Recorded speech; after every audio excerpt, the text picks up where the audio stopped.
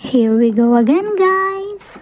A day in my life as a 36 years old maid in Kuwait ay nagsisimula na naman na maging loka. Na maging lokaritism, guys. Alam niyo ba yon? Tara guys, kwentuhan na naman tayo habang ako'y naglilinis-linis. Simulan natin ang kwentuhan natin sa mga friendship, sa mga bashers. Joke lang, guys. Anyway, guys, abroad. Abroad ang salitang pinakamasarap pakinggan, pero napakahirap ang pinagdadaanan. Abroad yung tipo ng iba, mayabang na. Tingin ng iba, nagbago na. Hay nako guys, hindi nilang alam. Hindi nilang alam ang hirap na pinagdadaanan. Yung tipong gusto mo nang kumain, pero bawal pa. Mas uunahin mo muna na kumain yung mga amo mo kaysa sayo. Depende na lang yun. Kung may tira sila, masarap ang kain mo.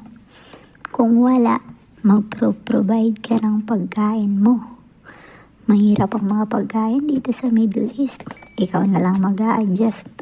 Alam niyo yung itlog, kubos, Indomie, i-search nyo para malaman nyo kung ano yun. Araw-araw namin kinakain yan. Pasalamat na lang kami kung may Jollibee. Yung nakakakain kami ng Jollibee, inaamoy-amoy ko yun. Feel na feel ko yun, nasa Pilipinas lang ako.